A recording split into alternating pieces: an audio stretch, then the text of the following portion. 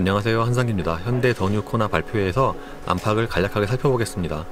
코나는 2017년 여름에 출시가 됐는데, 그러니까 3년 만에 부분 변경이 됐습니다.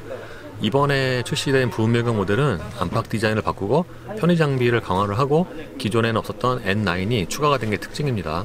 엔진 라인업은 가솔린 1.6 터보와 하이브리드, N9 세 가지로 출시가 되고요. 차후 2.0 가솔린 모델도 출시가 된다고 합니다. N9은 1.6 가솔린 터보 엔진이 탑재가 되고요. 최고 출력은 198마력입니다. 그러니까 기존의 현대기아의 그 1.6 터보는 출력이 여러가지 버전이 있었는데, 이 198마력은 기존에 없던 엔진이죠. 이 N9 같은 경우에는 추가로 N 퍼포먼스 파츠를 추가할 수 있습니다. 이 N 퍼포먼스 파츠에는 스프링이나 댐퍼도 포함이 되고요.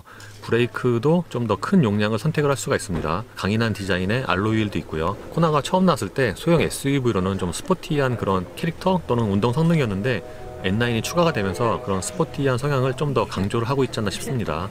이 N9 퍼포먼스에는 그 매트도 포함이 돼요. 코나는 이번에 부분 변경이 되면서 이미지가 좀 달라졌습니다. 뭔가 좀 더 둥글둥글해졌죠. 그러니까 기존에 비하면은 직선보다는 좀 곡선이 더 많이 쓰인 그런 디자인이에요. 기존의 코나 같은 경우에는 뭔가 아이언맨을 연상시키는 그런 전면 디자인이어서 좀 남성적인 그런 느낌을 받았는데, 이 부분 변경 모델은 좀 여성적인 느낌이 더 가미가 됐습니다. 주간등과 헤드램프의 기본적인 배치는 동일합니다. 주간등이 위에 있고 그 밑에 있는 게 헤드램프인데, 기존에 비하면은 저 헤드램프의 크기가 조금 작아진 것 같아요. 전면의 이미지를 보면은 사진만큼은 아니지만 약간 시트로엔 같은 그런 느낌도 받습니다. 전면 디자인은 코나와 하이브리드가 거의 동일하고요. 반면에 N9은 좀 더 디자인에서 차별화가 됩니다. 같이 놓고 보면은 N9이 훨씬 멋있어요. 일단 코나와 N9은 디자인이 달라요. 이 N9의 디자인이 좀 더 스포티하고요. 그 범퍼 아래쪽의 디자인도 조금 더 다릅니다. 그리고 보닛의 끝쪽에는 그 벤트를 연상시키는 이런 장식도 있죠. 이게 멀리서 보면은 뚫려 있는 것 같은데 실제로는 막혀 있어요. 그러니까 전면에서는 그릴과 이 보닛의 장식으로 코나와 N9을 구분할 수가 있습니다. 요 보닛의 장식 때문에 그 현대 로고의 위치도 달라진 것 같아요. 예를 들어서 코나 같은 경우에는 이 현대 그릴이 보닛의 그 끝에 붙었잖아요. 근데 N9 같은 경우에는 그릴에 붙었습니다. 현대의 같은 차종 중에서 엔진에 따라서 이 현대 로고의 위치가 다른 거는 이 코나가 처음이 아닌가 싶습니다. 전장은 기존 대비 40mm가 늘어났습니다. 요 전장이 늘어나면서 2열의 레그룸과 트렁크가 조금 더 용량이 커졌다고 합니다. 그리고 보통 차체 사이즈의 변화를 떠나서 디자인이 좀 바뀌면은 육안으로 봤을 때 차가 더 커 보인다거나 작아 보인다거나 그런 시각적인 변화가 있잖아요. 근데 이 코나 부분 변경 모델은 육안으로 봤을 때 차체 사이즈가 거의 같아 보입니다. 요즘에 나오는 현대기아 차들이 그렇듯이 트렁크에는 엔진을 나타내는 배지는 붙지 않습니다. N9 같은 경우에는 오른쪽에 N9 배지가 붙고요. 일반 모델은 사륜일 경우에 4WD 배지가 붙습니다. 그리고 이 후면의 디자인도 일반 코나와 N9이 꽤 다른데, 특히 범퍼 하단 쪽의 디자인이 N9은 꽤 스포티합니다. 범퍼 하단 쪽의 디자인을 보면은 스포티보다는 과격하다고 표현을 해도 될 것 같아요. 코나 N9은 타이어가 한국 타이어의 벤투스 S1 노블2, 사이즈는 둘두로의 45R18입니다. 예, 실내 디자인은 외장만큼 많이 바뀌진 않았습니다. 기존과 같은 디자인 또는 틀을 유지를 하고 있고요. 근데 부분적으로는 좀 좋아졌어요. 기존처럼 실내 내장재는 전반적으로 좀 단단한 편인데, 이 BSUV는 대체로 내장재가 좀 단단하긴 하죠. 모니터는 10.25인치 와이드 타입이 적용이 됐습니다. 기존의 코나 하이브리드에도 이 와이드 타입이 적용이 됐죠. 이 모니터가 위치가 되게 높아요. 보통 돌출형 모니터가 위치가 높은 게 장점인데, 이 차는 그 중에서도 가장 좀 높지 않나 싶습니다. 그리고 다른 차들과는 달리 보통은 모니터가 운전자 쪽으로 약간 좀 틀어져 있는데, 이거는 딱 정면을 바라보고 있습니다. 그리고 굉장히 좀 딱딱한 그런 소재와는 달리 이렇게 잡고 흔들어 보면은 또 움직임이라든가 이 소리는 또 거의 없어요. 요 안쪽에 있는 메뉴는 뭐 다른 현대기아 차의 그 와이드 타입 모니터와 거의 동일합니다. 지금 이 홈 화면이고요. 이렇게 슬라이딩을 시켜서 주요 메뉴로 접근을 할 수가 있습니다. 이 메뉴를 보면은 최근에 선보인 그 현대기아 차 신차의 그 편의 장비들이 거의 다 들어갔네요. 보통 급에 따라서 편의 장비도 좀 차등을 두잖아요. 이런 음성 메모나 취침 모드, 카투엄, 현대 카페이 등만 보면은 산타페나 팰리세이드와 큰 차이가 없어요. 그리고 설정에서 차량으로 들어가면은 이제 운전과 관련된 주요 메뉴가 나옵니다. 헤드업 디스플레이는 컴바이너 타입이고요. 요 계기판 들어가면은 테마 선택 네 가지가 있군요. 이것도 기존의 다른 차와 동일합니다. 무드 조명은 없습니다. 무드 조명 있는 차는 이 라이트로 들어가면은 여기 무드 조명 메뉴가 있는데 없죠. 그리고 디지털 키도 있고요. 통풍구나 공조장치의 디자인은 기존과 동일하고요. 차급을 생각을 해보면은 이 공조장치의 액정의 크기는 꽤 큰 편이죠. 기어랩 앞쪽에는 무선 충전 패드를 겸하는 수납 공간이 있습니다. 이 수납 공간이 약간 좀 깊은데 핸드폰 하나가 딱 들어갈 만한 그런 공간이고요.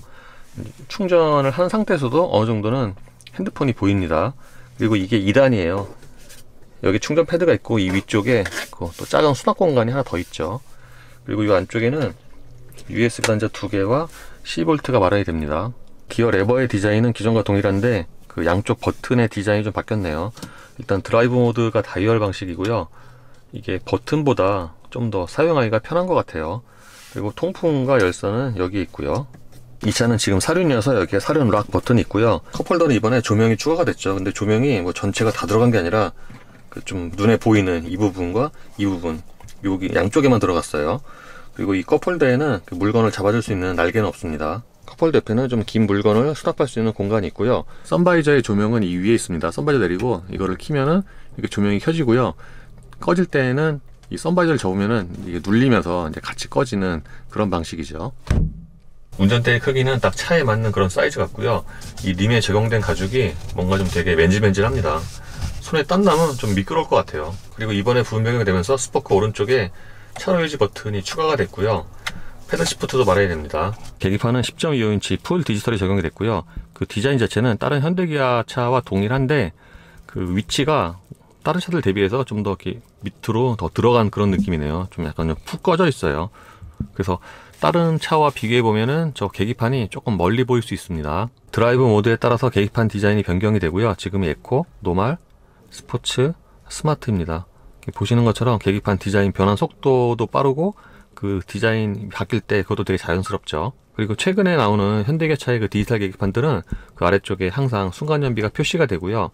지금이 트릭 컴퓨터를 포함한 주요 정보가 여기에 표시가 됩니다. 이 차는 사륜이어서 여기에 앞뒤 토크 배분도 표시가 되고요. 시트의 크기는 성인 남자에게는 조금 작은 편이긴 한데 이 차의 급을 생각을 하면은 시트의 전체적인 크기라든가 착자감은 괜찮은 수준이라고 생각이 됩니다. 쿠션은 약간 부드러운 편이고요. 앉았을 때 그 가죽의 느낌은 조금 미끄러운 느낌도 있습니다. 지금은 코나 N9인데요. 아반떼와 아반떼 N9만큼의 그 실내 차이가 크진 않네요. 아반떼 N9 같은 경우에는 대시보드라든가 도어 트림, 시트 쪽에 딱 구분되는 그런 장식이 들어갔잖아요. 그래서 차에 타면은 뭔가 아반떼보단 좋네 라는 생각이 들었는데 이 코나 N9은 그 정도는 아닙니다. 대시보드와 도어 트림의 디자인은 코나와 완전 동일하고요. 대신에 시트 쪽의 장식이 좀 많이 다르죠. 일반 코나와 비교하면 시트는 좀 더 편하네요. 크기나 쿠션은 동일한 것 같은데 그 양쪽에 잡아주는 기능성이 조금 더 좋다고 생각이 됩니다. 일반 코나와 구분이 되는 것 중에 하나가 바로 이 기어 레버죠. 기어 레버가 상단에 N이 새겨져 있고요. 요 디자인은 아반떼 N9과 거의 같습니다. 그리고 운전대는 아반떼 N9처럼 이 주로 잡는 이 중간 부분에 펀칭이 돼 있어요. 근데 펀칭이 굉장히 얕습니다. 근데 또 이게 막상 없으면은 또 굉장히 허전하고요. 펀칭이 된 곳과 안 된 곳을 번갈아 잡으면은 좀 차이가 있어요.